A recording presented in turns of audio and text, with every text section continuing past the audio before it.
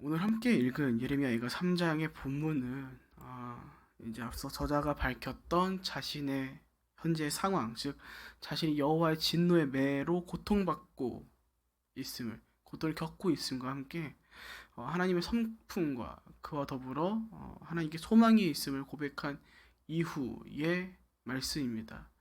그래서 문맥을 보면은 계속해서 한탄하고 슬퍼하고 눈물 흘리는 1, 2장과는 다른 문맥들, 다른 마음들이, 다른 감정들이 치솟고 있음을 본문의 3장부터 이제 알아갈 수 있고 보이게 되는 것이죠. 본문 40절과 41절입니다. 우리의 행동을 살펴보고 점검하고 우리가 여호와께로 돌아가자. 하늘에 계신 하나님께 우리가 우리의 마음과 손을 들어 올리자. 앞서 말씀드린 것처럼 예레미야 예가의 전반부인 1장과 2장에서의 저자의 모습은 다른 것보다 지금 자신의 상황을 한탄하는 것, 그리고 예루살렘이 황폐해짐을 보고 그저 슬퍼할 수밖에 없는, 한탄할 수밖에 없는 모습을 보입니다. 그런데 오늘 예레미야 3장에서는 자신의 고통만을 밝히는 것이 아닌 동시에 하나님께 소망이 있음을 노래하며 이렇게 이야기하죠. 우리가 여호와께로 돌아가자. 우리가 여호와께로 돌아가자.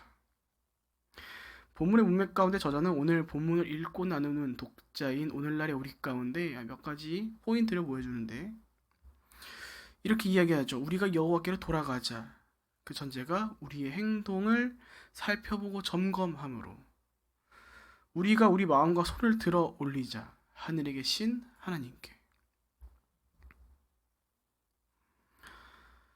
저자는 드디어 문제를 해결할 방법을 찾은 것입니다.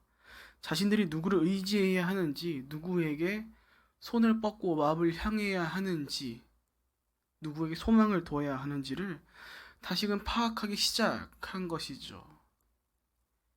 이미 자신들은 하나님께 반역함으로 하나님이 아닌 우상들에게 자신들의 마음과 손을 올리고 그들에게 소원을 이뤄줄 것을 촉구하며 그들이 보기에 우상으로서 합당한 삶을 살았고 그로 인하여 하나님을 멀리 떠나는, 하나님께서 속함을 포기하고 스스로 하나님께 등 돌린 인생을 살았었기에 이제 그 삶을 버리고 이제 우상이 아닌 다시 여호와께로 돌아가야 함을, 우리가 우상을 향하여 뻗었던 우리 손과 마음을 이제 다시 하나님께 돌려야 함을, 그것만이 정답인 것을 파악하고 이것이 저자가 유일무이한 궁극적인 답이라고 인지하고 인식하여 드디어 찾게 된 것이죠. 시인하게 된 것입니다. 여호와께로 돌아가자. 하나님을 떠나서 답이 없음을 인식하게 되는 것이죠. 그리고 돌아오는 본문 42절의 이하의 말씀을 통하여 하나님께 반역한 존재, 하나님을 떠난 존재 가운데서는, 그 삶 가운데는 그 어떠한 소망도 없다라는 것을 함께 시인합니다. 그렇게 예레미야 예가에서 말씀하시고자 하는 메시지를 한 문장으로 줄여 본다면 이렇게 이야기할 수 있는 것이겠죠. 우리가 여호와께로 돌아가자. 여호와께로 돌아가자.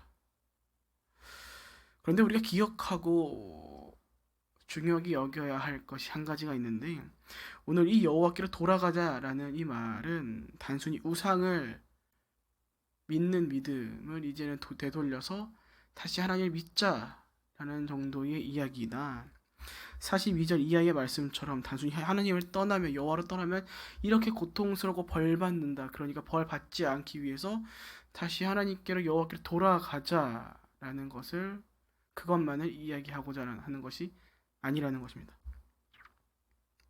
신명기 28장 15절 이하에 보면 하나님께서 이스라엘 백성들과 세우신 언약을 어길 때 받게 되는 저주와 징계들이 나와 있죠. 그리고 그 전절인 1절과 2절 이하에서는 하나님의 말씀에 순종해서 받는 복에들이 나와 있습니다.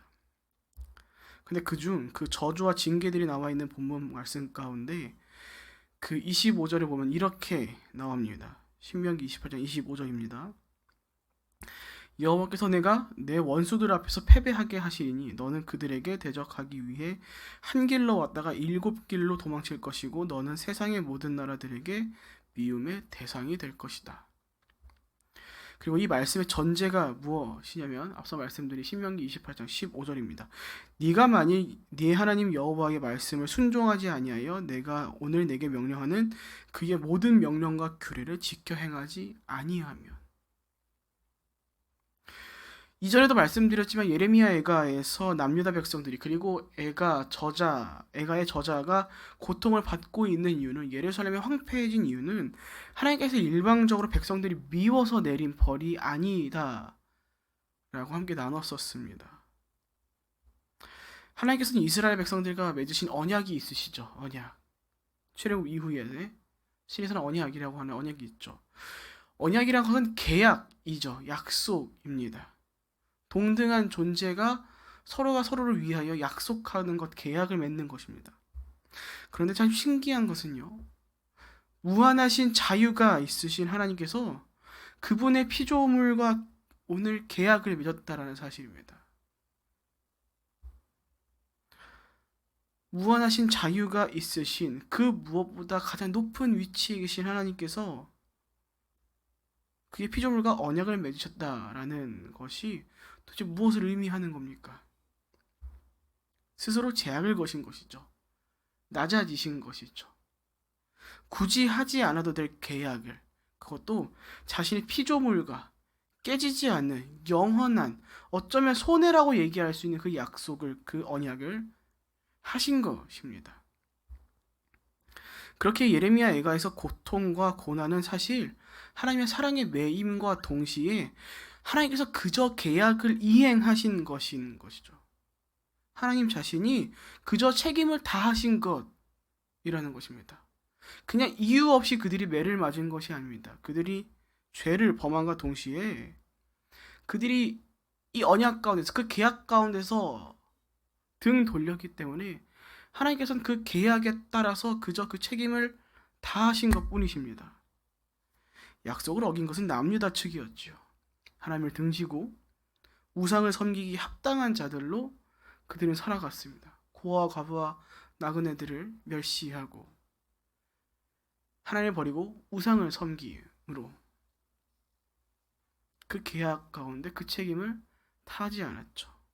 그 삶 전체가 하나님의 백성이라 불리기에는 부적합한 모습이 되어갔으며, 그로 인해서 그들 스스로가 약속을 저버리는 상황 가운데 스스로를 몰아갔기에 그들 스스로가 하나님과의 언약 가운데 세워진 책임을 다하지 않은 것입니다.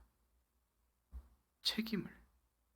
그렇기에 여호와께로 돌아가자라는 것은 그저 하나님께 소망이 있으니까 다시 하나님께로 가자, 우상에는 답이 없으니까 하나님께로 가자라는 정도의 단순한 이야기가 아닌, 우리가 하나님을 떠나면 벌 받으니까 그 벌 받지 않기 위해서 우리가 하나님께로 다시 돌아가자. 그래야지 우리가 화평하고 평안하고 그저 승리할 수 있는 인생을, 저 먼 나라, 저 이방 땅들이 우리를 괴롭히는 곳에서 그들의 상황과 역전되어 이제는 우리가 그들을 짓밟을 수 있는 인생을 살아갈 것이기 때문에 우리가 여호와께로 돌아가자라는 정도의, 그저 복 받을 거니까 돌아가자라는 식의 이야기가 아닌, 하나님과의 언약 가운데서 그 약속함에 합당한 삶을, 그 책임을 다시 담당할 것을 촉구하는 것입니다. 하나님은 이미 책임을 지고 계십니다. 책임지실 이유가 없으신 분이, 무한한 자유를 가지고 계신 그분이 스스로 책임지시겠다고 자신의 피조물과 언약을, 약속을 세우셔서 스스로를 제한시키고 낮아지셔서 그 손해보는 약속의 책임을 그때 이미 이루셨고 지금도 이뤄가고 계십니다. 그 언약의, 그 책임의 결정체가 무엇이죠? 우리는 너무나 잘 기억하죠. 예수 그리스도. 냉정히 말해서 오실 필요 없으셨을 겁니다. 하나님 원하시기만 하셨으면은 세상을 다 쓸어버리시고 다시 시작할 수도 있으셨을 겁니다. 굳이 그분의 피조물과 대등한 관계 가운데 내려와 그 언약을, 그 계약을 체결할 필요가 없으셨을 것입니다. 그런데 하나님 어떻게 선택하시죠? 굳이 그 일들을 하시죠. 손해보는 선택들을 하시죠. 그러면서 우리 건데 무엇을 이야기합니까? 내가 너희를 사랑한다. 그렇게 너희도 내가 너희를 사랑한 것처럼 너희도 서로 사랑해라. 내가 거룩하니 너희도 거룩해라. 하나님께서 먼저 손해보는 선택을 하시므로 그 책임을 다 이어가십니다.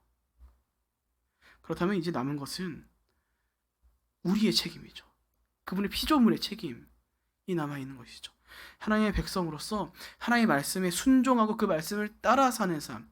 우리가 모든 것을 다 이행할 수 없는 우리의 연약함이 있을지라도 우리가 삶 가운데 단 한 절이라도 그분의 말씀을 따라가서 예수 그리스도를 닮아가는 인생을 우리가 살아가야 하는 것입니다. 우리의 가면들을 하나씩 벗어가면서 진실되고 정직하고 성실한 그 인생을 살아가므로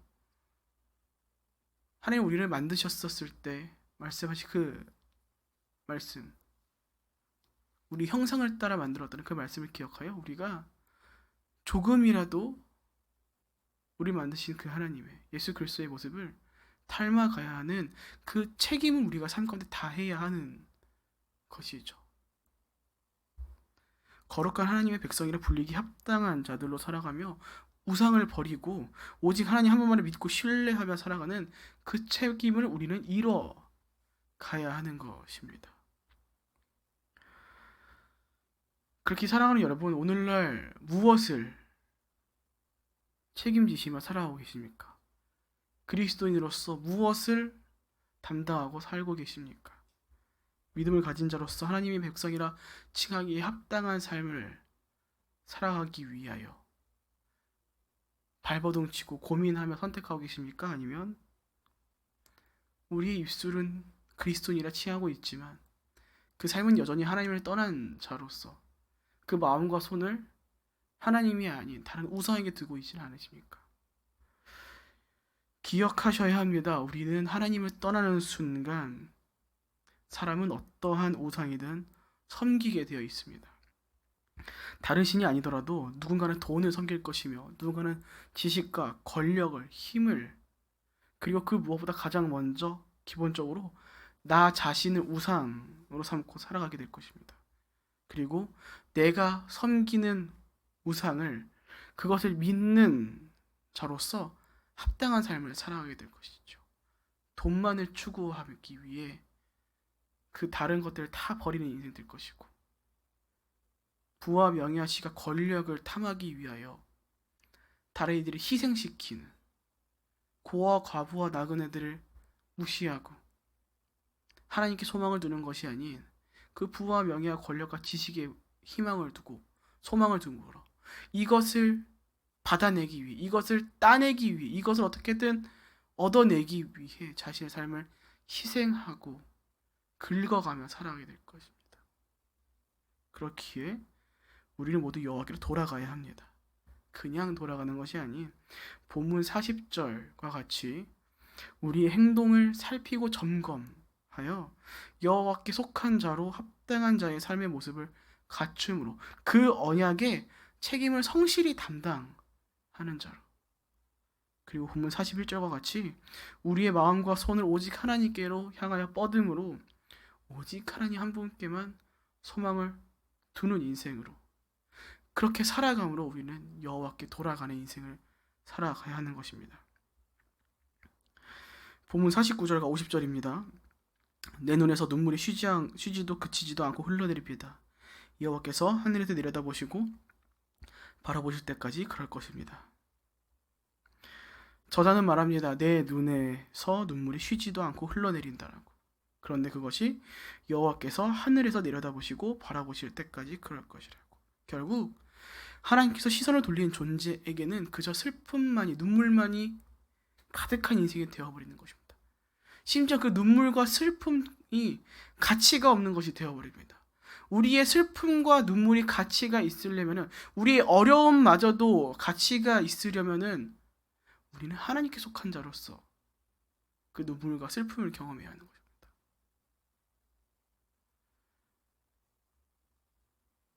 오늘날 우리의 삶이 어디 속하여 있습니까? 그리고 오늘 우리는 무엇을 바라보고 누구의 시선을 받으며 살고 있습니까?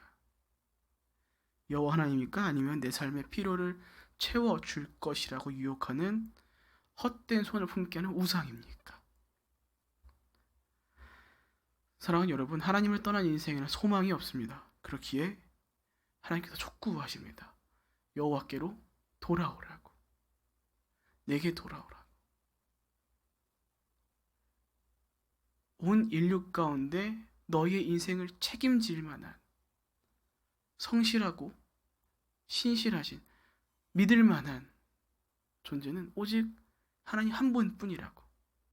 그렇게 너희의 삶을 행동을 점검하여 너희가 그리스도인이라 불리기에 합당한 삶을 그 언약의 책임을 잘 성실히 수행하고 담당함으로 다시 내게로 돌아오라 라는 말씀을 하고 있는 것이죠. 부디 오늘 여호와께로 돌아가자는 말씀이 그저 믿음의 대상만을 바꾸는 것이 아닌 하나님께서 세우신 언약 가운데 이미 하나님께서는 자신의 성실함으로 그 언약을 책임져 가고 계심을 기억하며 이제는 하나님의 백성들이 이뤄가야 할 삶의 책임이 있음을 기억하시며 우리가 이미 알고 있고 기억하고 있는 그 말씀들을 우리 삶의 한편 가운데 단 한 절이라도 한순간이라도 이뤄감으로 진짜 내가 거룩하니 너희도 거룩하라는 그 말씀을 이뤄가는 그리스도인이라고 불리기에 합당한 자들의 삶을 살아가심으로 헛된 것에 우리의 마음과 손을 뻗고 쏟는 것이 아닌 진정 우리의 유일한 소망 되신 하나님께 우리의 마음과 손을 뻗음으로 슬픔이 아닌 진정 하나님께서 주시는 기쁨으로 살아가시는 저와 여러분 모두가 되시길 주님의 이름으로 축복드립니다. 아멘.